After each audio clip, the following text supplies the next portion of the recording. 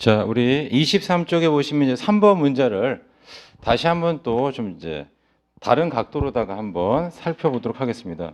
그래서 거기 3번 문제를 보시면 이제 우리 해설이 이렇게 쭉 나와 있잖아요. 이렇게 해가지고 그래서 요 해설을 먼저 보고 요 해설에 있는 분계를 가지고 우리가 전개한 다음에 요걸 가지고 장부를 만들었다라고 한다면 이제는 이제 이걸 가지고 한번 최종 장부를 한번 바로 그려보자.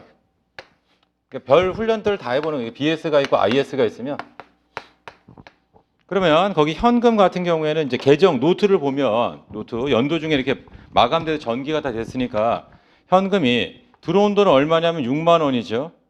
나간 돈은 얼마죠? 18,000원이죠. 맞죠? 6만 원, 18,000원. 그러면 현금은 얼마가 있어요? 42,000원이 있죠.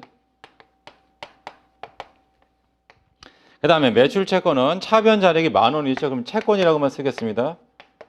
받을 돈이 10,000원만큼 있더라. 그 다음에 대여금 있죠? 이렇게. 그래서 대여금은 얼마가 있냐? 그러면 10,000원이 있더라. 이렇게. 그 다음에 차량 운반고도 자산이죠? 차량 운반고 얼마가 있더라? 8,000이 있더라. 이렇게. 그 다음에 미지급금은 부채예요. 이렇게. 그래서 미지급금 얼마예요? 8,000만큼이 이제 미지급금이 발생했다가 6,000만큼은 내가 상환했죠. 남아있는 잔 2,000이죠. 2,000. 이런 식으로. 그 다음에 차입금이 있습니다. 부채예요. 부채. 차입금 얼마? 2만 원이죠. 이렇게. 그 다음에 여기 보면 용역 수익이 있어요. 용역 수익인데 수익이라고 쓰겠습니다. 걔는 2만 원 더하기 3만 원이니까 얼마야? 5만 원 되겠고요. 그 다음 비용에는 뭐밖에 없다? 보험료밖에 없는 거죠. 2,000원. 물론 여기에는 이제 뭐가 없냐면 회사를 설립하려면 여기 더 추가적으로 들어가게 뭐 자본금 이렇게 있어야 되고 그 다음에 손익에 대해서 계정을 마감하면 여기 뭐가 더 들어와야 돼? 이익염이 나와야겠죠? 이런 식으로. 그러니까 실제 우리 이제 회계를 한다라고 하는 것 자체가 뭐냐면 연도 중에 뭐냐면 해설을 먼저 보면 상황이 이렇게 1번서부터 뭐 7번까지 있으면 걔를 분계를 한 다음에 그 다음에 어떻게 전기라는 걸 하죠. 이렇게. 그 다음에 전기된 걸 가지고서 이제 뭐냐면 각 계정, 각 노트에 잔액을 구한다. 그럼 그 잔액의 속성을 아셔야 되는데 여기 나와 있는 현금이라든가 그 다음 매출 채권, 대여금 이런 것들은 다 자산이죠. 그럼 얘는 뭐가 나오냐면 차변 잔액이 나온다. 그래서 제가 뭐라고 했냐면 자산은 증가가 차변, 감소가 대변이죠. 그래서 얘는 뭐가 나와야 돼? 차변 잔액이 나온다. 그래서 어디? 재무상태표 차변에 위치한다. 이런 뜻이고요. 그 다음에 부채나 여기 보면 미지급금이나 차입금 같은 이런 부채는 뭐가 나와야 돼요? 대변 잔액이 나와야 돼요. 얘는 대변 잔액이 나와야 된다. 이런 뜻입니다. 그 다음에 수익은 대변, 비용은 차변이 되는 거죠. 이걸 계속 이제 여러분들이 머릿속에 기억하면서 어떤 상황 나왔을 때 이걸 분계하고 전개하고 그 다음에 이걸 최종 장부에 옮기는 과정 이런 것들을 이제 계속 훈련을 한다라고 생각하시면 되겠습니다. 됐나요? 자, 그러면 거기 3번 나온 김에 이제 조금 더 한번 보겠습니다. 뭐가 있냐면 자, 예를 들어서 우리 아까 몇 번까지 봤냐면은 4번까지 봤으니까 5번 봐보세요. 5번 상황. 5번 보시면 현금 계정 차변에 2만 원이 있죠. 그리고 차입금 계정 대변에 2만 원이 있는 거죠. 그러니까 걔를 분계를 적으면 어떤 분계가 나오겠어요? 현금 거기 보시면 5번이 2만 원이고요. 차입금 2만 원이죠. 여기 차입금 2만 원.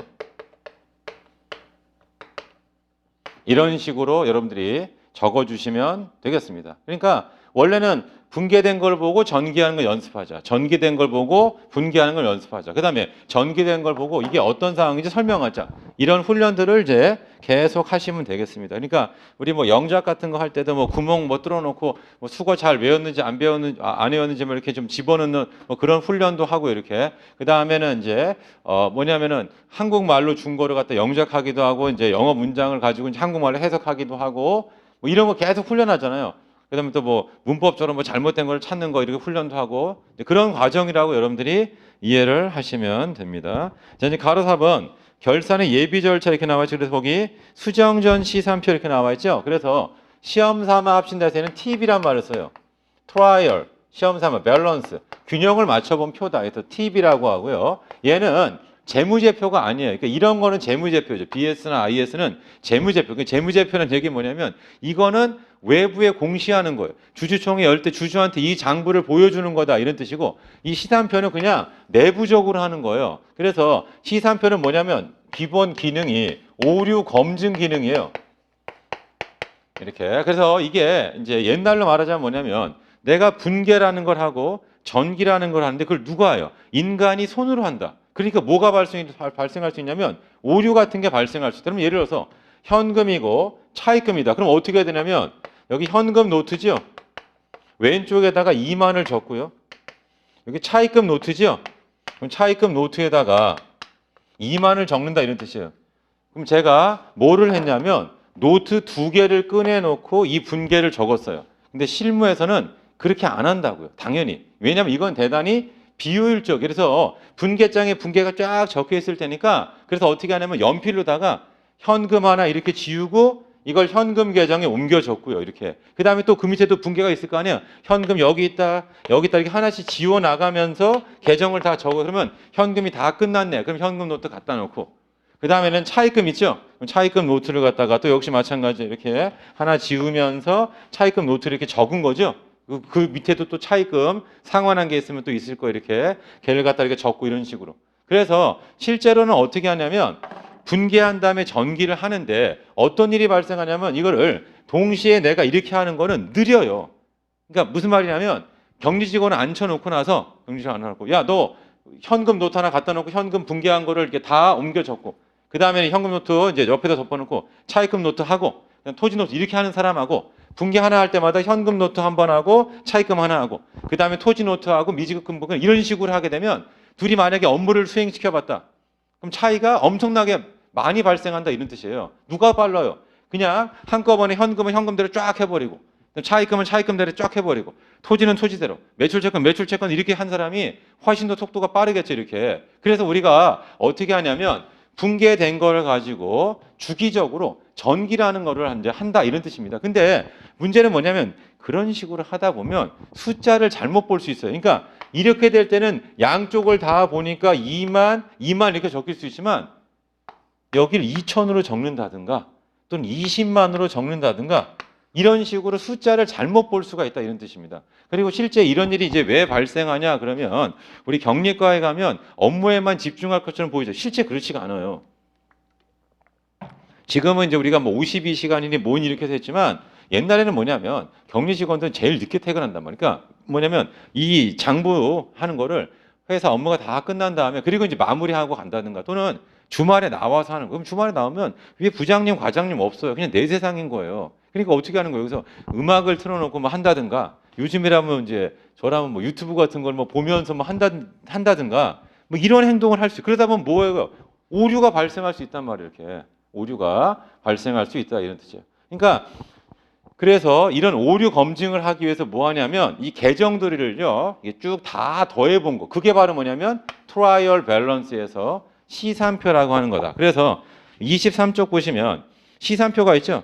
총계정원장의 모든 계정에 자 미쳐보세요. 차변 금액과 대변 금액 한 곳에 모아 정리한 표. 그거 바로 뭐냐면 시산표가 되고요. 이 시산표는 뭐냐면 대차의 금액의 일치 여부를 검증해서 뭐 하는 거예요? 아까 하는 것처럼 오류를 찾아내겠다. 그 얘기 뭐냐면 시산표의 합계 금액이 대차가 안 맞으면 뭐예요? 어딘가가 잘못된 거예요. 그러니까 잘못된 원인을 찾아야 된다. 이런 뜻입니다. 잘못된 원인을 찾아. 이게 바로 시산표의 오류 검증 기능이 되는 거고. 그 다음에 23페이지 제일 하단에 보시면 시산표의 종류가 있다 그런 뜻이에요. 시산표의 종류가 뭐가 있냐면 합계 시산표, 잔액 시산표 이 두 개를 합친 합계 잔액 시산표 이 세 가지 종류가 있고 실무에서 다 이걸 써요. 합잔이라고 해서 합계와 잔액을 합친 거, 합계 시산표 잔액 합친 거를 얘기한다. 그래서 24페이지를 가보세요. 24페이지를 가보시면 제일 위에 우리 컴퓨터 프로그램에 있는 합계 잔액 시산표에 사례가 나와 있죠. 합계 잔액 시산표의 사례. 그러면 그 합계 잔액 시산표의 사례가 어떤 건지를 한번 보자. 근데 숫자가 작기도 하고 너무 많잖아 이렇게 해가지고 그래서 제가 이게 이제 어떤 건지만 조금 한번 보여드리도록 하겠습니다. 그래서 거기 나와 있는 것처럼 잔액, 합계 이렇게 나와 있었죠. 그래서 얘는 뭐가 되냐면 이런 의미로 이해를 하시면 되겠습니다. 그럼 예를 들어서 거기 글씨가 엄청 작네. 저도 노안이 왔는데 잘 안 보이는데 아무튼 거기 현금 있어요. 현금. 이렇게 현금 있고 그 다음에 이제 이런 식으로 쓰겠습니다. 뭐냐면 다 읽지 않고 그러니까 예를 들어서 현금인데 뭐부터 읽어야 되냐면 합계부터 읽으셔야 돼요. 합계. 합계가 얼마냐면 21억 2,300만 원이에요. 이렇게 그러니까 현금이 들어온 돈이 21억 2,300. 그러니까 여기 공 6개 지운 거예요, 여러분 해가지고. 그래서 결론은 이제 뭐가 되냐면 여기는 현금이 유입이 들어온 돈이 21억 2,300이에요. 이렇게. 그 다음에 대변의 합계를 봐보세요. 대변의 합계가 얼마냐면 19억 700만 원이 된다. 그런 뜻입니다. 그래서 19억 700만 원이 된다. 그런 뜻. 그러니까 들어온 돈은 21억 2,300이고 나간 돈은 얼마냐면 19억 700만 원이에요. 그러면 잔액은 얼마? 이게 차변 잔액이죠. 잔액은 얼마냐면 2억 1,600만큼 된다. 그러니까 자 들어온 돈은 21억 2,300이고 나간 돈은 얼마냐면 19억 700만큼 돈이 나갔어요. 이렇게. 그럼 얘는 차변 잔액이죠. 이렇게. 얘는 차변 잔액이 된다. 해석하면 이렇게 되는 거예요. 해석하면 이런 식으로 해석을 해두시면 되겠습니다. 그러면 하나 더 해볼게요. 거기 외상 매출금 있죠? 한 6칸 내려가 보시면 그 외상 매출금이 있습니다. 이렇게. 그래서 25억 2,500만 원의 외상 매출금이 발생했다. 이런 뜻입니다. 그러니까 이게 현금 계정인데 이것도 좀 더 설명드릴게요. 책에 있는 건 뭔가 좀 다르네요. 그래서 뭐냐면 계정을 포갠다는 게 이렇게 하는 거예요. 여기 보세요. 이번에는 이 빨간색은 외상 매출금이에요. 외상 매출금 금액 그대로 포개는 거예요. 이렇게. 그럼 외상 매출금의 증가가 얼마냐면 25억 2,500이에요. 이렇게. 그 다음 외상 매출금을 상환한 게 있습니다. 갚은 거죠. 그럼 그게 얼마냐면 10억 1,900만 원입니다. 그럼 외상 매출금은 차변 잔액이 남으니까 이번에 외상 매출 25억 2,500을 했는데 10억 1,900을 갚았어요. 아니, 10억 1,900을 돈을 회수했어요. 그럼 남아있는 채권은 얼마가 되냐면 15억 600만 원이에요. 차변 잔액이 된다. 이게 차변 잔액이 된다. 근데 이런 식으로 쭉 하다 보면 위에가 너무 크고 보기가 싫잖아요. 그래서 얘를 어떤 식으로 T 계정을 그려. 이 T자를 갖다가 이렇게 그리지 말고요. T자를 어떻게 하냐면 약간 넓게 하자. 그래서 여기다 현금이라고 쓰자. 얘를 여기다가 외상 매출금이라고 적자라고 한 겁니다. 그러니까 얘는 뭐냐면 계정을 다 포갠 거고 차변 합계, 대변 합계. 그러면 잔액이 나온다. 그럼 당연히 뭐냐면 여기 현금이나 외상 이런 자산 전부 다 뭐예요? 차변 잔액이 나와야 돼요. 여기 만약에 차입금이 있어요. 그럼 얘는 대변 잔액이 나와야 돼요. 여기 자본금이 있어요. 그럼 너는 뭐가 나 대변 잔액 나오죠? 그래서 이 잔액들이 어디에 적힌다? 재무상태표에 최종적으로 적힌다. 그러니까 여직 여러분들이 이제 아셔야 될 건 뭐냐면 우리가 분개한 다음에 전기라는 걸 한다. 분개하고 그 다음에 전기라고 하는 것을 한다. 이런 뜻입니다. 그 다음에 뭐 해야 돼요? 시산표라고 하는 것을 만든다. 그게 오류 검증하는 기능이 되고 지금이라면 굳이 시산표를 만들 필요가 없어. 내가 따로. 왜냐하면 그냥 엔터키만 치면 시산표가 자동으로 바로 출력이 된다. 왜냐하면 최초에 분개할 때부터 잘못하는 사람은 없단 말이에요. 이렇게. 근데 요즘은 다 프로그램이니까 분개는 똑바로 할 거 아니에요. 그러면 알아서 프로그램이 전부 다 걔를 만들어준다. 전부 다 걔를 만들어준다. 그러니까 자동차로 말하자면 우리가 이제 기아 변속을 뭐 잘못한다 이런 실수를 할 수가 있단 말이에요. 이렇게 해가지고. 그래서 시동을 클러치 잘못 봐서 꺼트릴 수도 있고. 근데 지금 뭐예요? 오토매틱이니까. 알아서 그거를 다 해주는 그런 세상이다 이렇게 보시면 돼요. 그러니까 프로그램이 상당히 좋은 건데 중요한 건 뭐냐면 우리 교수님들 회계 문제를 내는 교수님들은 너는 근본 없는 놈이다 이렇게 생각할 수 있어요. 뭐가? 회계 기본 논리가 없는 놈이에요. 이렇게. 그러면 장부에 대해서 엉뚱한 소리를 할 수가 있단 말이에요. 이렇게. 그래서 실제로는 이제 뭐가 있냐면 증권을 막 분석, 주식을 막 분석 이런 사람인데 회계 장부를 못 보는 사람이 있을 수 있어요. 이렇게. 그러면 그 사람은 뭐냐면 그냥 데이터만 가지고 어떤 공식, 수식에 막 집어넣어서 몸대 이렇게 얘기하지 실제로 이 회사가 어떤 상태인지를 제대로 잘 해석을 못하는 경우가 많이 있을 수 있죠. 그러면 교수님들이 봤을 때는 이거는 회계를 제대로 못하는 사람이 기업의 가치를 평가하는 건 있을 수 없다라고 이제 기본적으로 전제를 하는 거죠. 이렇게. 물론 이제 재무관리 하시는 분들이 봤을 때는 회계가 이렇게 좀 높거나 뭐 이렇게 이제 생각이 안 되겠지만 근데 아무튼 뭐냐면 기본적으로 회계 장부가 어떻게 만들어지는지는 알아야 될 거 아니냐 이게 이제 회계 출제하시는 교수님들의 생각이 되고 그래서 뭐예요? 이렇게 시산표라든가 이런 것들에 대해 물어보는 문제가 있다. 그럼 여러분들이 그거에 잘 대처를 해주시면 되겠습니다. 다시 정리하면 뭐냐? 아까도 제가 전 시간에도 이렇게 말씀을 드렸지만 연도 중이죠. 연도 중에 뭐 한다? 분계하고 전기 같은 걸 한다. 그다음에 이제 요게 이제 재무상태표를 기점으로 해요. 그래서 X2년도 요 시점에 결산이라는 것을 해야 된다. 이렇게. 그래서 뭐부터 해요? 수정전 시산표를 해가지고 연도 중에 분계나 전기가 제대로 됐는지 확인을 한다. 그런 뜻입니다. 자, 그 다음에는 이제 뭐 해야 되냐면 거기 결산 분계라는 거 해야 되는데 24페이지 가보시면 가로 5번 보세요. 자, 가로 5번이 결산 정리 분계 및 전기가 있죠. 그래서 제가 아까 뭐라 했냐면 앞에 개정 과목인데 다시 한번 온다고 했습니다. 왜냐하면 여기서 새로운 개념들을 아셔야 돼요. 그래서 제일 밑에 표가 있어요. 표. 그 표를 좀 보겠습니다. 결산 정리 분계의 대표적인 유형은 다음과 같다 이렇게 나와 있죠. 그러면 이 결산 정리 분계를 우리가 다른 말로 이제 뭐라고 하냐면 걔를 수정 분계다. 걔를 수정 분계다 이런 말을 씁니다. 제가 써볼게요. 수정 분계. 수정 분계는 뭐 하는 거냐면 현금주의 장부를 발생주의 장부로 바꾸는 거예요. 그럼 이런 발생주의는 뭐예요? 그래서 앞에 우리가 좀 건너뛰었던 내용들이 있습니다. 앞에 그게 이제 어디냐면은 우리 책으로 보면 제일 앞에 이제 그 용어 같은 거 설명하기 전에 그 내용이 있어요. 이렇게 우리 책으로 여기 교재로 말하면은 이제 어디를 잠깐 보시냐면은 우리 7페이지를 좀 가보세요. 7페이지.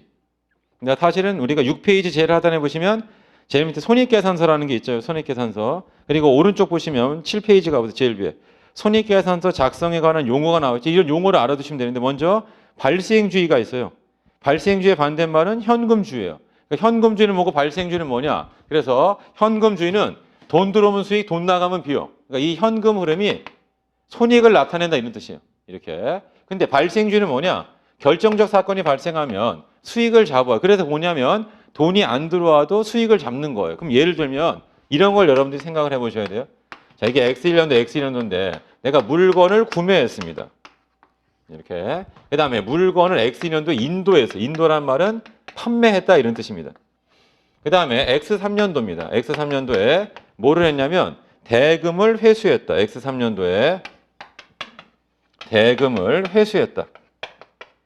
그러면 우리가 손익계산서를 만든다면 수익이 언제냐라고 했을 때 현금주의는 언제 수익이에요? 이때가 현금주의에 의한 수익을 인식하는 시점이 된다 이런 뜻이에요. 이렇게. 그럼 얘는 뭐냐? 돈이 들어와야 수익이 되는 거예요. 그러면 발생주의는 뭐냐면 결정적인 사건이 뭐예요? 그게 인도죠. 인도. 물건에 대한 인도니까 이렇게 되면 뭐라고 말했으면 이런 말이에요. 가등 요건을 충족했다. 가등 요건을 충족했다는 말은 뭐냐면 내가 내 할 일을 다 끝낸 거예요. 나는 상대방한테 물건까지 다 줬어요. 이제 뭐만 하면 돼요? 돈 받는 행동밖에 안 남았죠. 내가 다 얘를 다 했으면 이때 수익을 인식하자는 뜻이에요. 수익 인식시켰죠. 이런 식으로. 그래서 결론은 뭐냐면 결론은 회계는 현금주의가 아니고 발생주의로 해야 돼요. 이렇게. 그러다 보니까 현금주의 아니고 발생주의 해야 되는데 회사가 현금주의 했다는 얘기는 뭐냐면 결산 시점에 X년도에 매출을 인식을 안 한 거예요. 그럼 오류죠. 그러니까 어떻게 된다? 수익을 인식하는 분계를 해줘야 된다. 이런 뜻이에요. 그러면 그 얘기는 거꾸로 얘기하면 뭐냐면 내가 발생주의에 충실하게 장부를 만들었으면 결산 수정 분계는 나와요, 안 나와요? 나오지 않는다. 그게 결론이에요. 그럼 시험 문제는 뭐예요? 당연히 충실하게 안 한 상황을 주겠죠. 그래야지만 문제가 성립하는 거 아니니까 격리 직원이 너무 우수해가지고 뭐냐면 발생주의에 충실하게 회계 처리했다. 그럼 수정 분계는 뭐예요? 없죠. 발생주의 맞게 잘했으면.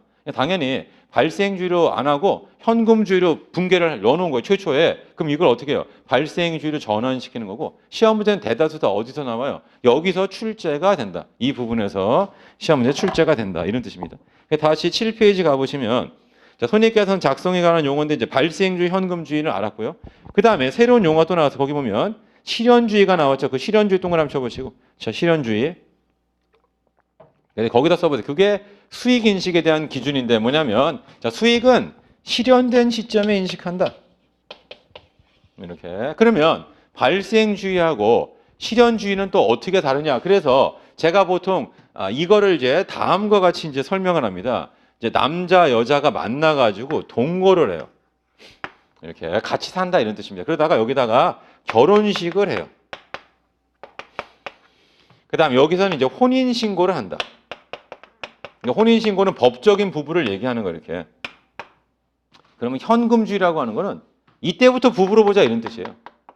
발생주의 현금주의에 대비되는 거니까 이 시점, 그러니까 이 혼인신고 이전서부터 부부입니다. 이런 게 바로 이제 발생주의 개념이에요. 근데 이렇게 하다 보면은 이것도 우리가 부부 아닙니까? 이렇게 막 주장할 수 있으니까 우리는 뭐예요? 실현된 시점 이거라고요. 결혼식 하객들을 다 모아놓고 그 뭐죠? 혼인 서약서 뭐 이런 것도 뭐 하고 하잖아요. 뭐 그 시계를 하는지 반지를 하는지. 그러면 저는 안 했네요. 시계 이런 거. 그죠?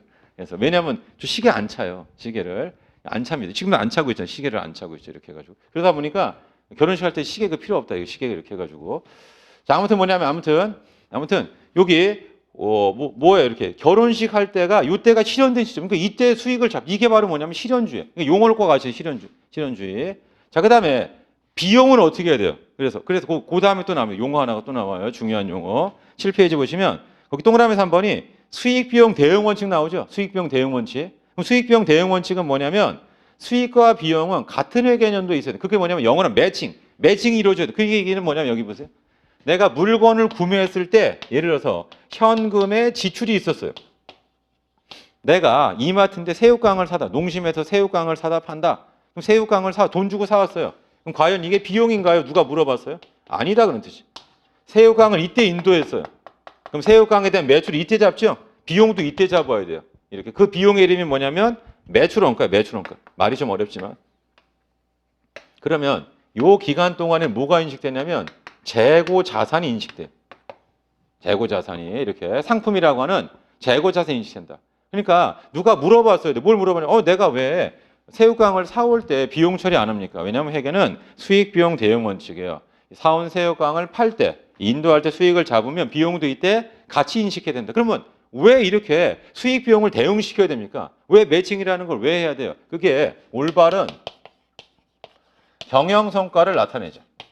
무슨 말이냐면 경영자가 매년 바뀐다고 생각해 보세요. A란 경영자, B란 경영 이렇게. 그럼 만약에 우리가 물건을 사올 때 비용 처리했어요.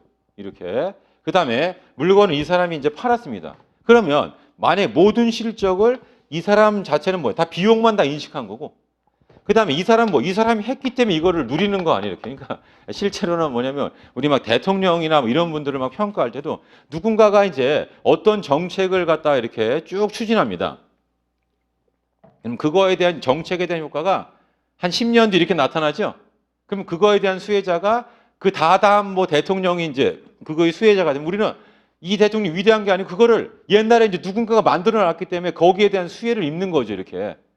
그런 거. 그러니까 근데 우리는 뭐냐면 이건 다 지금 대통령이 잘한 겁니다. 이렇게 하면 안 되는 거죠. 그러니까 옛날에 이제 이 사람의 업적이 이제 한참 뒤에 나타난다. 또 마찬가지예요. 지금 대통령의 업적도 한참 뒤에 이제 이런 것들이 나타난다. 이런 식이에요.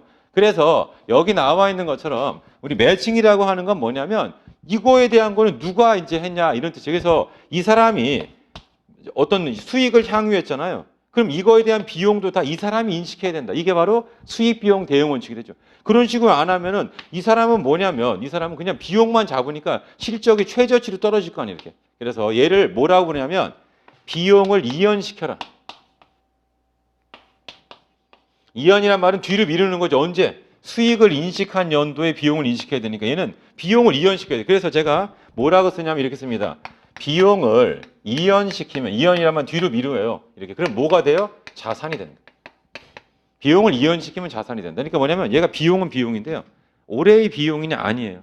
얘는 내년도의 비용이 돼야 돼요. 그럼 비용을 내년도로 보내려면 뭐냐? 얘를 자산으로 만드셔야 돼요.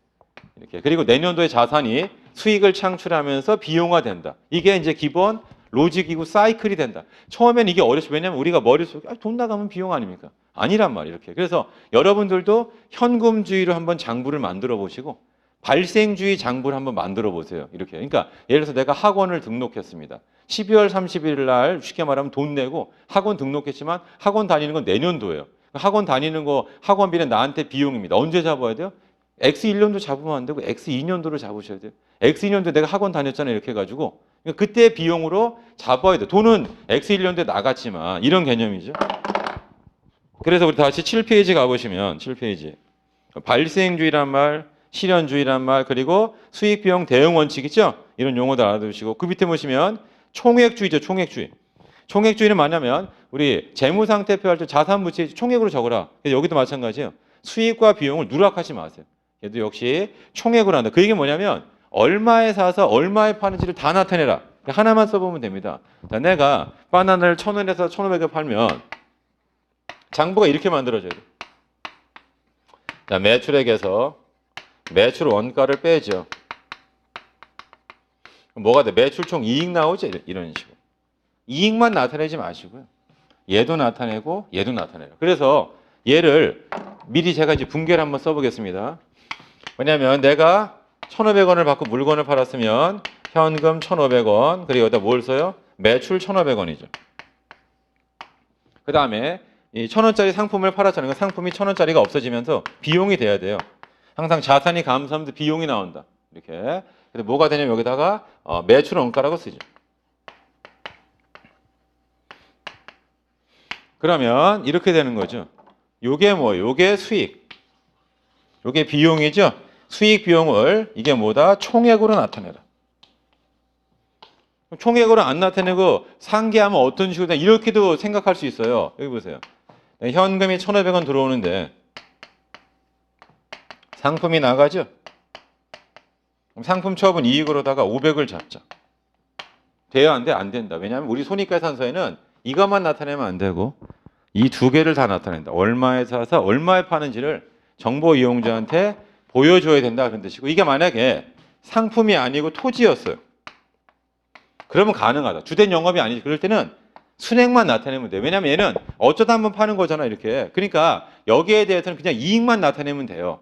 근데 지속적으로 파는 거, 지속적으로 내가 물건을 사다 파는 거 있잖아요. 그럼 거기에 대해서는 뭐 해야 돼요? 수익하고 비용을 다 나타내야 돼. 수익과 비용을 다 나타내야 돼. 수익과 비용을 다 나타내야 된다. 이게 바로 총액이에요. 총액. 그러니까 우리 재무상태표도 총액주의고 이 손익계산서도 기본적으로는 총액주의를 한다. 그런데 영업 외적인 활동이에요. 이 토지를 팔거나 이런 것들. 이런 것들은 순액으로 나타내서 이익만을 나타낸다. 이렇게 정리하시면 되겠습니다. 그 다음 거기 구분 계산의 원칙은 손익계산서 이익이 제가 덜 썼지만 매출액에서 매출원가를 빼면 매출총익, 판관비를 빼면 영업이, 영업의 수익을 더하고 영업의 비용을 빼면 법인세 비용 차감 순이익, 이런 식으로 뭔가 구분해서 계산이 되는 거죠.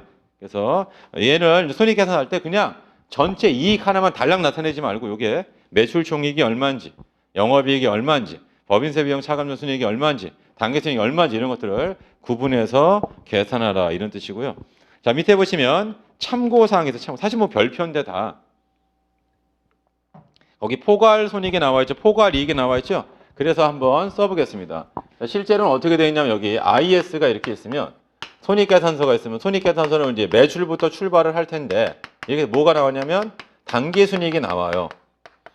여기서 멈추지 말고 플러스 마이너스 뭐 하냐면 기타 포괄손익이라고 하는 것을 가감한다. 그럼 뭐가 나오냐면 총포괄손익이라는 게 나와요. 그리고 여기 나와 있는 이 단기순이익은 기본적으로 실현된 이익이고요. 처분이익의 개념이고 이 기타 포괄손익은 미실현된 손익이 된다. 그래서 우리 손익계산서는 실현된 것만 나타내지 말고 미실현된 것도 좀 나타내 주세요. 이런 개념이죠. 그럼 제가 한번 해보겠습니다. 여러분들로 말하자면 내가 직장에 다니면서 연봉을 받고요. 뭐 영화보러 가야 되고 또 밥도 먹어야 되고 이렇게 쓰죠. 이런 건 다 실현된 거예요. 근데 뭐가 있었냐면 내 집값, 아파트 값이 이게 상승을 했어요. 주가가, 주식이 있죠. 이게 하락했습니다. 이렇게 지금 1,500 밑으로 찍었나 봐요. 이렇게 해가지고. 아까 우리 3시 반 그거 지나면서 보니까 이렇게. 그러니까 이렇게 돼서 그럼 이게 다 뭐냐면 미실현된 손익이에요. 이것도 여기다 집어넣어보자는 뜻이에요. 그러니까 너의 올해 실적이 뭐냐? 이게 누가 물어봐. 그러면 제가 연봉 얼마 받았고 뭐 카드 값으로 얼마를 썼습니다. 그러니까 예를 들어서 저 연봉 5천만 원 받았고요. 카드 값을 한 2천 정도 썼습니다. 그러면 제가 3천 벌었는데요. 그거 말고도 또 뭐가 있냐면 제가 사는 아파트가 있는데 아파트 값이 한 5천만 원 올랐습니다. 그 5천만 원도 나의 실적에 집어넣자 이런 뜻. 이게 바로 뭐냐면 기타 포괄 손익이 된다. 그래서 이거 자체가 뭐냐면 평가 손익이에요. 평가이익, 평가 손익. 근데 얘는 실현된 게 아니고 미실현된 거니까 단계 손익에 넣지 말자 그런 뜻이에요.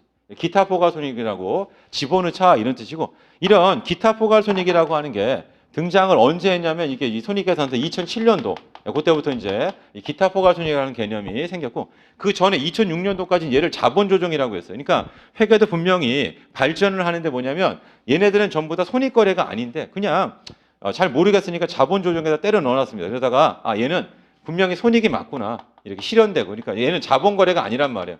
손익 거래. 그러니까 포괄 손익 계산서를 만들자. 만들어진 게 이제 지금 쓰인 거고 만들어진 지 한 14년 뭐 그 정도 된 거죠 현재. 아무튼 여러분들도 이제 계속 지속적으로 발전하는 그 회계 발전하는 그 과정에 있다고 생각하시면 돼요. 수학이나 이런 건 잘 모르겠습니다. 이렇게 수학이나 이런 거는 어떤 뭐 발전이 있는 거예요. 그러니까 뭐냐면 전혀 풀리지 않던 어떤 뭐 이제 공식 같은 게 뭐 증명을 한다든가 뭐 이런 것들이 있잖아요. 이렇게 해가지고 세상에서 제일 힘든 게 증명하는 거죠. 이게 왜 그런지 뭐 1 플러스 1이 왜인지 증명해 보이겠다. 뭐 이런 거 있잖아요. 이렇게 해가지고 유튜브인데 그런 거에도 막 올라온 거 있는데 이제 선뜻 잘 봐지지가 않아요. 이게 뭐지? 뭐 이런 느낌을 받으니까 이렇게. 근데 아무튼 뭐냐면 회계 같은 경우에는 이제 지속적으로 왜냐면 새로운 뭐 금융 상품이니 뭐 이런 것들이 파생 많이 막 생기고 하니까 거기에 따른 이제 회계처리 있죠. 이런 것들에 대해서 이제 많이 막 탄생하고 하니까 회계는 지속적으로 지금 발전하고 있다 보시고. 자, 그다음에 그 밑에 나와 있습니다. 뭐가 있냐면 손익의 인식 방법에서 현금주의와 발생주의 비교인데 걔는 이미 설명을 드렸어요. 돈 들어오면 수익, 돈 나가면 비용. 돈의 움직임에 따라 손익이 달라지는 게 현금주의. 그 다음에 결정적인 사건이 발생하면 손익을 인식한다. 그런 게 바로 발생주의 개념이고 실제 수익은 뭘로 인식한다? 실현된 시점에 인식한다. 이런 뜻입니다. 그 다음에 그 밑에 발생과 이연 있죠. 거기가 보면 발생이 미시 항목이에요. 그러니까 이게 여러분 보세요. 미수 미지급. 그러니까 미수 수익. 미지급 비용이죠. 그래서 이걸 제가 뭐라면 미시, 미. 성시할 때 미자로 시작하죠. 미시 항목이 발생이에요. 이렇게. 그러니까 얘는 뭐냐면 돈이 들어오거나 돈이 나가지 않지만 수익 비용이 생긴 거예요. 그러니까 분기 하나만 써보면 돼요. 차변은 미수이자, 대변은 이자 수익이죠. 기간이 경과돼서 돈을 빌려주고 그럼 수익을 잡습니다. 근데 돈이 아직 안 들어와서 왜? 돈을 받을 시점이 안 됐기 때문에 안 들어왔다. 이런 뜻입니다. 그러니까 예를 들면 이런 거예요. 자, X1년도면 내가 X1년도 4월 1일 날 1,000만 원을 대여합니다. 이자율은 12%예요. 그럼 얼마를 받냐면 120을 받아 1년에. 근데 언제 받기로 했냐면 여기 3월 31일 날 120만큼 이자를 수취한다. 자, 그 얘기는 거꾸로 얘기하면 뭐냐면 12월 31일 날은 돈이 한 푼도 안 들어왔어요. 그래도 우리는 뭐냐? 9개월치 이자인 얼마? 90원을 인식해야 된다. 이런 뜻입니다. 그래서 12월 31일 날 돈이 안 들어왔지만 얼마를 잡아야 되냐면 이렇게 잡아야 돼요. 미수이자 90. 뭐라 써야 돼요? 이자 수익 90이라고 적자. 이렇게. 그 다음에 중요한 거는 그럼 X2년 3월 31일 날 분계를 쓸 수 있어야 돼요. 3월 31일 날 현금은 얼마가 들어오냐면 120이 들어오죠. 하지만 이자 수익은 얼마만 잡아야 되냐면 3개월치 30만 잡으셔야 돼요. 나머지 90은 뭐가 되면 여기는 미수이자가 없어지죠. 그러니까 실제로 여기 현금 120을 나눠보면 얘를 현금 30, 현금 90으로 나눌 수 있다. 이 30은 올해 이자를 얘기하고요. 여기는 이 90이라고 하는 건 전년도에 받아야 되는데 못 받은 거 있죠? 그거를 갖다가 인식한다. 그래서 결론은 뭐냐면 요게 X1년도고 요게 X2년도면 X1년도 이자 수익은 90. 이게 뭐예요? 내가 투자한 기간이죠. 돈 빌려준 기간 9개월이니까 90 잡고. X2년 여기는 이자 얼마를 잡아야 돼요? 30만 인식을 해야 된다라고 하는 게 결론입니다. 근데 여기 있는 이 미수이자라고 하는 이 개정 과목이 엄청 어려워요. 집값, 선생님 미수이자가 도대체 뭡니까? 그래서 다른 말로 하면 이게 뭐냐? 이게 이자 채권이다. 이자를 통해서 돈 받을 권리가 생겼다. 이게 이자 채권이죠. 이자를 통해서 돈 받을 권리가 생겼다. 이게 바로 이자 채권. 이걸 뭐라 불러요? 미수이자. 사실은 매출 채권도 어려운. 채권은 받을 돈이에요. 매출로 인해서 내가 받을 돈이 이게 바로 매출 채권이죠. 그러면 여기 나와 있는 미수이자는 뭐예요? 이자를 내가 쉽게 말하면 기간이 경우에 받아야 되는데 아직 못 받았잖아요. 그 왜 안 받았냐면 약정이 3월 31일 날 이자를 수취하기로 약정을 했단 말이에요. 매달 말에 10원씩 받으면 그러면 수정분계를 안 넣어도 되죠. 현금, 이자, 현금. 그래서 90원을 인식했으면 할 필요가 없단 말이에요. 근데 분명히 안 했을 거라. 왜냐하면 문제의 기본 가정이 뭐예요? 우리 회사 격리 직원이 지금 뭘로 회계 처리하고 있다? 현금주의로 회계 처리하고 있다고 기본적으로 가정을 하고 있는 거예요. 문제 자체가. 그러니까 보나마나 12월 31일 날 돈이 안 들어왔으니까 얘가 이자 수익 인식 안 했을 거 아니에요. 인식 안 했을 때 뭘 잡아야 돼요? 이자 수익을 잡아줘야 된다는 뜻이에요. 이자 수익을 잡아요. 그러면 이자 수익을 잡았으면 차변에 뭘 써야 돼요? 뭔가를 적어야 될 거 아니에요. 원래는 이자가 생겼으면 여기 현금이 들어와야 돼요. 하지만 돈이 안 들어와서 그래서 뭘 쓴다? 미수이자를 쓴다. 이름이 정말 어렵죠. 길 가는 사람한테 자꾸 미수이자를 얘기하면 미수이자가 뭐예요? 그러면 멈칫할 거야. 미수이자? 이렇게. 이자는 이자 같은 미수? 못 받은 거. 못 받은 이자인데 그러면 못 받은 이자가 어떤 개념입니까? 이런 개념이에요. 왜냐면 내가 돈을 대여했으면은 시간이 지남에 따라 나는 뭐예요? 돈 받을 권리가 있죠, 이렇게. 근데 돈은 언제 받게 실제로? 3월 30일이니까 12월 31일 날까지 한 푼도 못 받는단 말이야. 돈을 한 푼도 못 받지만 뭐예요? 이자가 생겼기 때문에 얘를 분계를 넣어줘야 돼요. 그래서 여기다 받을 돈이라는 미수이자라고 하는 계정 과목을 써줘야 된다 이런 뜻이에요. 그러면 이거를 그대로 뒤집어서 봐보세요. 뒤집어서. 그러니까 뭐냐면 나는 1,000원을 이번에는 차입했어요. 그럼 이번에는 이자를 지급해야 돼요. 근데 12월 30일 지급을 안 했어요. 지급을 안 했어도 비용이 발생을 한 겁니다. 그래서 이런 분계를 써야 돼요. 뭐라 써야 돼요? 이자 비용 90. 여기다 뭘 써요? 미지급 이자죠. 이 미지급 이자는 결국은 이자 채무예요. 이자를 안 줘서 내가 채무가 생겨되는 뜻이죠. 그럼 내년도에 3월 31일 날 120을 지급해 현금 120이 나간다. 이렇게. 그럼 여기에 이자 비용은 얼마만 잡혀야 돼요? 30원만 잡혀야죠. 이렇게. 그럼 나머지는 뭐냐? 여기 요거. 미지급 이자가 감소하는 거예요. 90이 감소하는. 그러니까 이 120도 현금 30, 현금 90은 나누죠? 30은 올해 이자를 준 거고요. 90은 전년도에 안 준 거를 준 거죠? 그러니까 결국 뭐냐면 이런 겁니다. 실제로는 내가 돈을 매월 10원씩 주든 X2년 3월 30일 120을 주든 먼저 선급해서 120을 주든 이렇게 이자 비용은 얼마예요? X1년도에는 90, X는 30이 돼야 돼. 왜?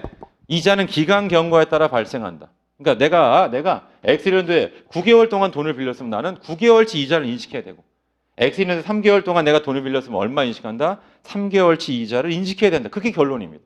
그러니까 알고 나면 되게 쉽죠. 그러니까 제가 항상 이 분계를 하기 전에는 이 그림부터 먼저 여러분들이 파악하는 거. 그림을 이해하는 게 그래서 중요하다 이런 뜻이에요. 됐나요? 자 그러면 다시 7페이지 가보세요. 7페이지. 지금 우리가 한 게 뭐냐면 발생의 개념이에요. 우리가 한 게 지금 발생. 발생은 자 뭐가 되냐면 미시 항목이죠. 어디 갔죠? 미시라고 제가 썼을 텐데.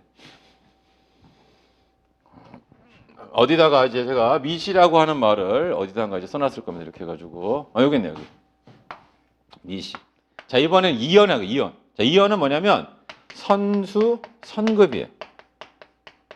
그래서 이거는 뭐예요? 이 선자가 나오잖아요, 그죠? 제가 이거 선시 항목이다. 성시할 때 이거 선자로 시작한다. 선시 항목, 선수 선급. 이게 바로 뭐냐면 이연이 된다는 뜻이에요. 그러니까 얘는 뭐냐면 일단 기본적으로 돈이 들어오거나 돈이 나갔어요. 이렇게 하지만 얘가 이번 기 수익이나 이번 기 비용이 아니면 내년도로 이연시켜요. 내년도로 미뤄야 된다. 뒤로 미뤄야 된다 이런 뜻입니다. 그러니까 걔는 결국 뭐예요? 수익을 취소하거나, 그죠? 또는 비용을 취소하는 그런 분계가 들어갈 수밖에 없다 이런 뜻입니다. 이게 바로 뭐냐면 이게 선시 항목이 된다. 그럼 어떤 건지 한번 해볼게요. 우리 아까 이자 비용을 했는데 이번엔 여기 보세요. 120을 이자를 여기다 안 주고 여기서 120을 지급한다. 그럼 제가 한번 분계를 써보겠습니다. X1년 4월 1일 날 만약에 현금이 120이 나가요.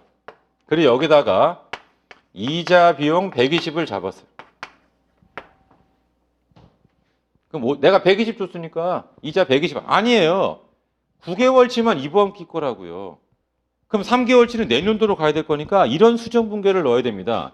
자 뭐냐면 선급이자 30원 이자 비용 30원을 취소해야 돼요. 그러면 비용이 뭐냐면 여기 봐보세요. 비용의 발생이 120 비용의 취소가 30이죠? 그럼 비용은 얼마예요? 90원이죠. 차변잔에 90원이니까 얘를 우리가 아까 배운 전기하는 걸로 해볼게요. 전기하는 걸로 해보자. 그러면 여기다 해볼게요. 여기다 이자 비용 있잖아요. 이자가 120만큼 있었는데 30을 취소했어요. 그럼 비용은 차변잔에 얼마? 90원이죠. 그럼 손익계산서 이자 비용 얼마로 공시된다? 90원으로 된다. 그 90원이 뭐냐면 내가 돈 빌린 기간이 9개월치죠. 그럼 9개월치만 이자를 잡으셔야 되니까 돈을 이때 주든 아무 상관이 없어요. 돈의 흐름과 손익은 뭐예요? 무관하다. 그걸 깨우치는 게 회계에서는 제일 중요하다. 그러니까 돈을 회사가 어떻게 준다 또는 어떻게 받는다라는 걸 자꾸 눈에 들어오면 뭐예요? 그러면 나는 지금 회계에서 지금 혼란을 겪고 있는, 우리는 회계는 뭐라고요? 기본적으로 발생주를 발생주. 돈이 들어오고 돈이 나가는 거는 손익과 무관해요. 그러니까 결국 뭐냐면 이렇게 나온 이자 같은 경우는 기간이 경과됐냐 안 됐냐 이걸 가지고 손익을 따져야 된다. 그러니까 결국 뭐예요? 그림을 보면 여긴 기간이 경과됐고 여긴 미경과했죠. 미경과된 거는 이렇게 여기 이자 비용 같은 경우에는 선급 이자라고, 얘는 얘는 자산이에요, 자산.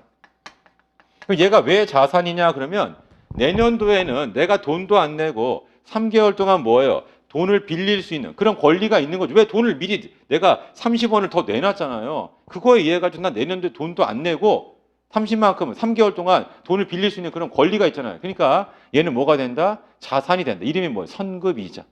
선급이자. 그럼 마찬가지로 뭐냐면 내가 돈을 예를 들어 이번엔 이자를 받는 사람이에요. 수취하는 사람이다. 그럼 120만큼을 다 이자 수익 잡았으면 30만큼은 내년도죠. 그러니까 어떤 분기를 써야 돼? 이런 분기를 써야 돼요. 이자 수익 30을 취소하면서 뭐라 써요? 선수이자죠. 30만큼은 부채다. 그러니까 내년도에는 뭐예요? 돈도 못 받고 3개월 동안 대여해 줘야 돼요. 그러니까 대여 서비스를 제공해야 돼. 의무가 있죠. 그러니까 선생님 저기 여기 선수이자가 있어. 이게 선수이자예요. 이 선수이자의 의미가 뭡니까? 얘는 부채라고요. 부채. 부채는 뭐냐면 내가 돈을 빌려주는 게 그게 용역을 제공하는 거예요. 이렇게.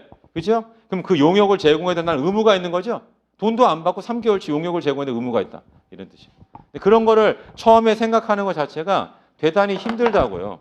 그거 힘들다는 걸 안다는 뜻이에요. 그러니까 어떻게 해야 돼요? 여러분들이 이 강의나 이런 것들도 마찬가지예요. 한 번 보는 것보다 두 번 보는 게 좋고 두 번, 세 번 보는 게 좋아요. 그렇다고 무한정 이렇게 하는 게 아니고 우리 뭐 보니까 뭐 10초 뭐 이렇게 건너뛰기 뭐 그런 기능도 있지 않나 이렇게 해가지고 그래서 아는 얘기 나면 건너뛰란 말 이렇게. 그리고 요거 내가 옛날에 들을 때 좀 이거 잘 몰랐는데 그거 한 번씩 또 보고 배속도 2배속으로 봐도 될 거래 이렇게 해가지고 배속을 높여가지고 그러면 더 집중력 더 잘 되고 좋습니다 이렇게. 그래서 저는 이제 뭐라 생각하냐면 처음에는 일정 수준의 강의를 들어두는 게 제일 빠른 길이에요. 공부에서 제일 빠른 길. 그래서 결국 뭐예요? 제가 생각하고 있는 거 이런 식으로 공부해서 그 방향성만 잘 잡으면 돼요. 그러면 그 다음에 본인이 이제 분개도 좀 해보고 아 이게 그런 의미구나 이렇게. 그리고 이해가 안 되는 건 사진 찍어둔 다음에 이제 주기적으로 계속 보고 이렇게 하는 게 필요합니다. 그런 노력이 좀 있어야겠어요. 자, 아무튼 거기에 나와 있고 그 다음에 재무제표죠. 재무제표는 기본적으로 뭐예요? 발생주인데 그러면 이런 문장 나오면 틀려요. 모든 재무제표는 다 발생주의다. 그러면 또 틀려요. 왜냐하면 현금으로 표현하는 게 있습니다. 현금주의. 그 다음에 그 밑에 뭐 자본 변동표 등이 있는데 그런 거는 좀 나중에 보시고 그 다음에 이제 8페이지 가보시면 8페이지 거기 현금으로 표가 있고요.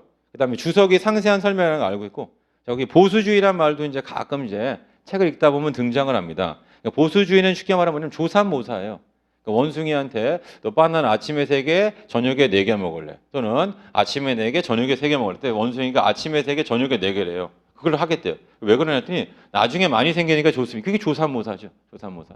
그래서 결국 뭐냐면 총손익은 똑같은데 가능한 한 장부를 갖다가 좀 견고히 하죠. 견고히란 말은 뭐냐면 비용은 빨리빨리 인식하고요. 수익은 좀 더 천천히 인식하고 이렇게 자산은 좀 천천히 인식하고 부채는 빨리빨리 인식하자. 이게 재무적 기초를 좀 견고히 하자. 우리가 좀 설레발 친다고 하잖아요. 그러니까 회사가 우리 이익 많이 나는데요. 근데 그 뒤로 거짓말입니다.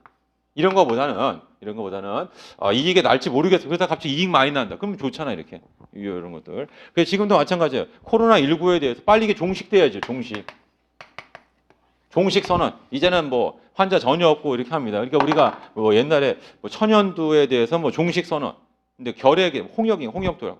근데 결핵은 한다가 최근에 좀 많이 생겼죠. 결핵이. 그러면 이 결핵이라는 게 잘 못 먹어서 그런 건데 왜 생긴 겁니까? 그게 뭐예요? 다이어트 때문에 그렇죠. 그러니까 다이어트가 면역이 안 좋은 거예요. 면역 기능이. 그러니까 생으로 막 굶고 막 이렇게 하잖아요. 물론 운동도 하고 이렇게 하지만 기본적으로는 뭐더라? 원푸드? 뭐 음식 하나만 먹고 뭐 한다 뭐 해가지고 그러니까 골고루 먹어야 되는데 영양소가 그렇지 않으니까 그러면 이제 결핵에 걸릴 수가 있단 말이에요. 이렇게 해가지고 결핵 같은데. 그럼 이제 결핵 이런 것들이 있을 수 있으니까 해가지고. 근데 우리가 이제 뭐냐면 원래는 이게 다 결핵이나 이런 것들이 종식돼야 되는데 종식 선언. 코로나19도 빨리 종식을 선언할 수 있으면 좋은데 이게 지금 뭐냐면 잠복기가 얼마인지 아무도 모르잖아요.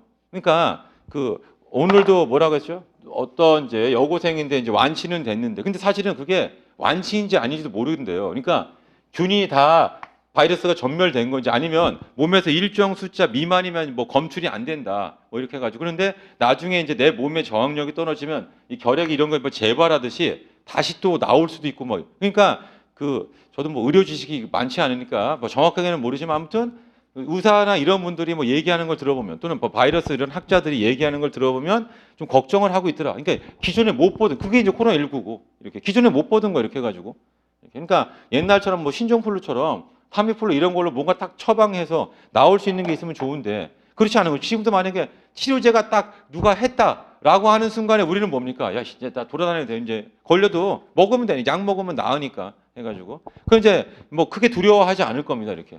근데 지금은 뭐예요? 지금은 그게 이제 나온다는 게 제가 알기로는 이게 몇 년이 걸린다고, 이게 치료제는.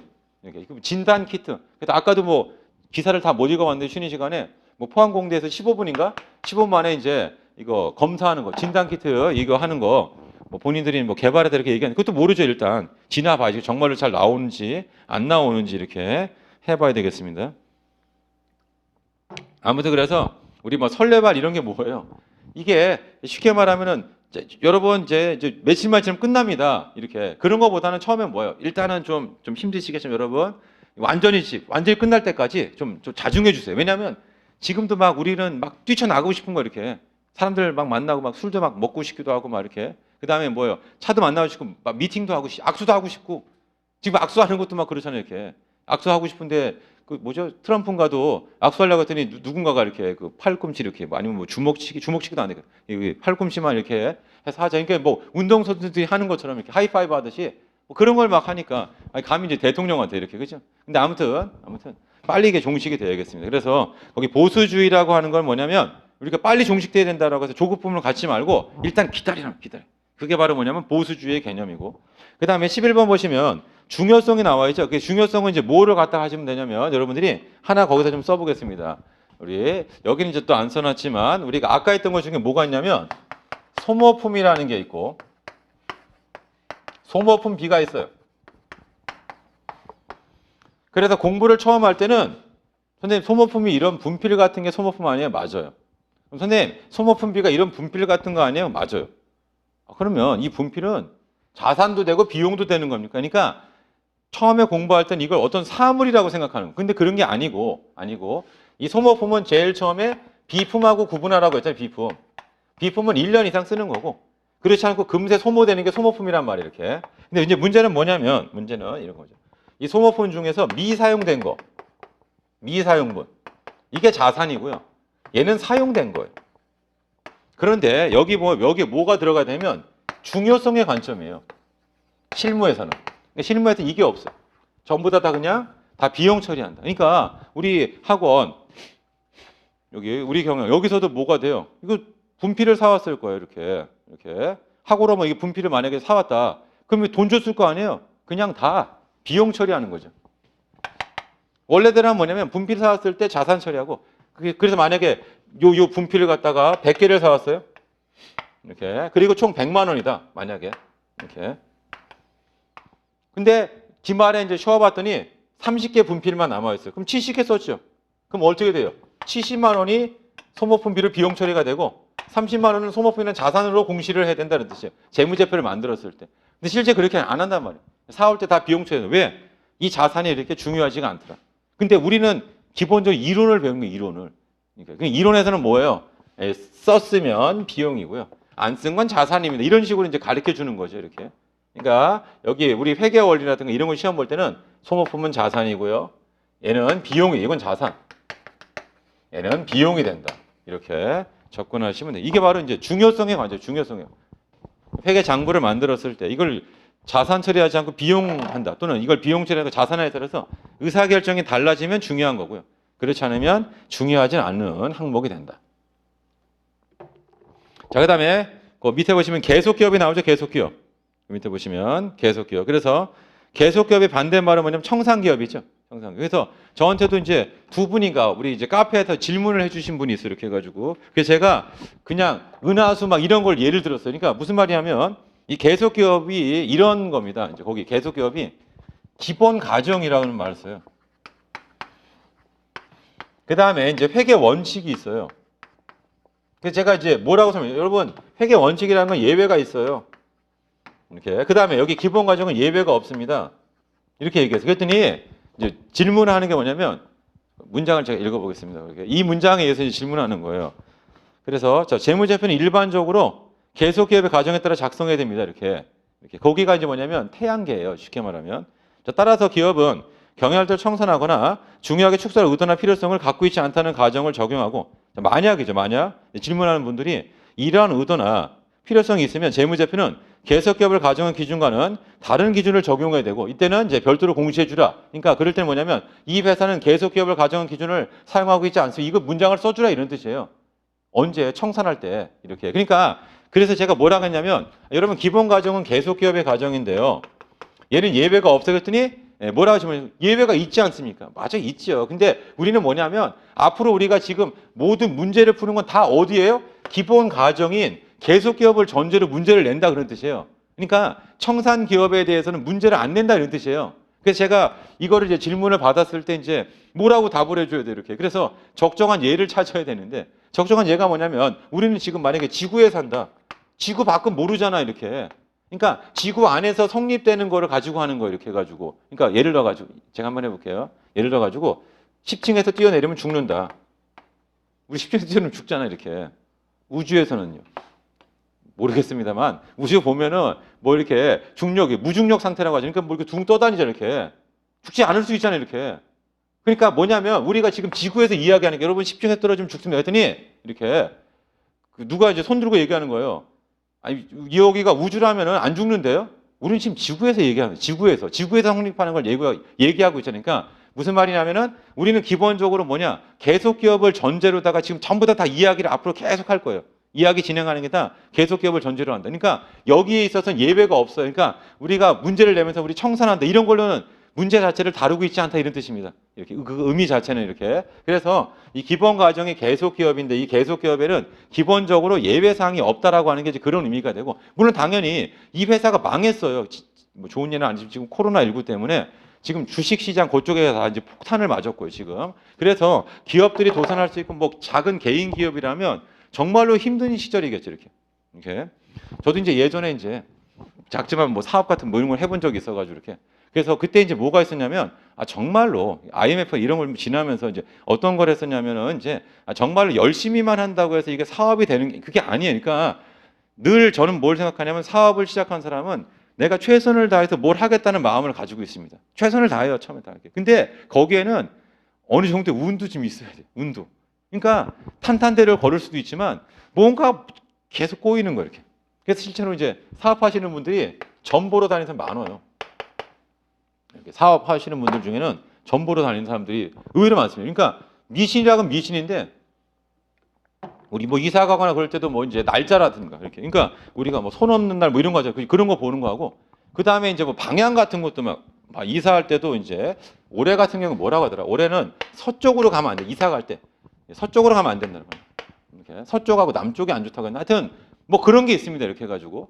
근데 중요한 건 뭐냐면 사업하는 사람들이 왜 그러냐면 이분들이 분명히 사업에는 어느 정도 운이라고 이런 것들이 있다고 생각을 한 거예요. 노력만으로는 안 돼요. 노력만으로 이게 잘 안 됩니다. 이렇게. 그러니까 지금도 누가 만약에 예를 들어서 이제 뭐 관광이 막 잘 되고 우리가 뭐 한류 열풍이고 예를 들어서 뭐 BTS예요. BTS도 지금 막 공연하면서 이렇게 물론 이제 돈 버는 게 전부는 아니지만 다니면서 막 계속 이렇게 돈 막 벌고 이렇게 해야 되는데 갑자기 코로나19니까 공연을 못 할까? 이걸 누가 알았겠어요, 이렇게.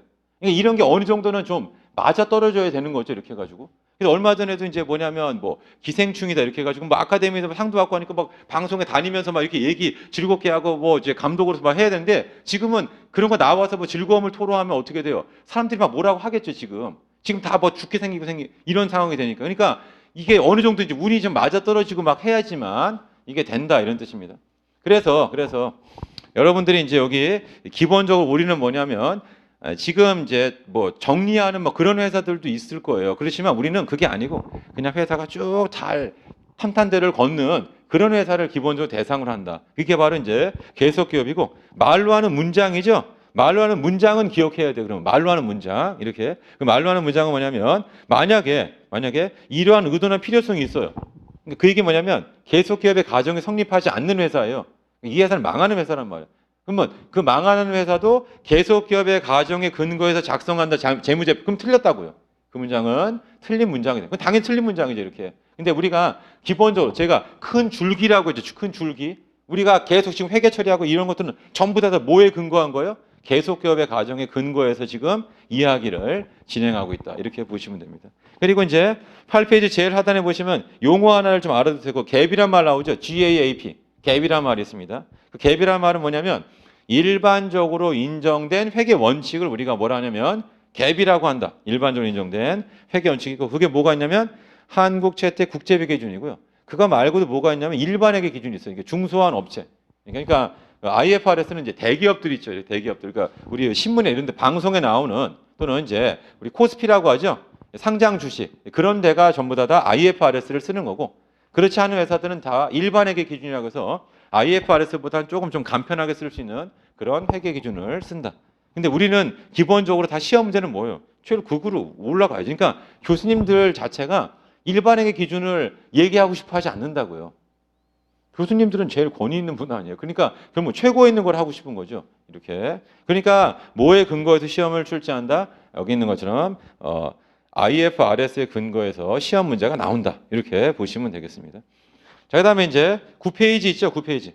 시험에 자주 활용되는 개정 과목의 사례 이렇게 나와 있잖아요. 요거를 잠시 쉰 다음에 우리가 다시 한번 좀 이게 정리를 한번 또 해볼게요. 그러니까 우리가 지금 개정 과목이라 했죠. 개정 과목. 이 개정 과목의 뭐라고 할까요? 뜻, 의미, 개념 이런 것들이 좀 많이 부족하다. 이거 좀 설명 좀 더 해주세요. 이렇게 해서 지금 강의를 지금 저희가 진행하고 있잖아요. 그러니까 쉰 다음에 다시 한번 이걸 또 한번 더 설명을 드려보겠습니다. 물론 잘 아시는 분들은 10초 넘기기 이렇게 뭐 이거 해가지고 빨빨 들으면 되고요. 그렇지 않은 분들은 이제 한번 더 정리하면서 이 내용을 갖다 이제 다지기라고 할까요? 이렇게 해보고 또 잘 이해가 안 되는 거 있으면 이제 언제든지 또 질문해 주시면 좋겠어요. 근데 저는 이제 그에 앞서서 뭐라고 해서 여러분들이 일단 강의를 끝까지 한번 더 들어보는. 왜냐하면 뒤에 가서 또 나와요. 처음에 잘 몰랐던 용어가 뒤에 시간이 지나면 따라. 그러니까 우리 회계 공부에는 약간의 절대 시간이라는 게 있어요. 그러니까 여기에 진입을 해가지고 생활하는 거. 마치 유학을 가서도 막 뭐든지 다 안 물어봐도 돼요.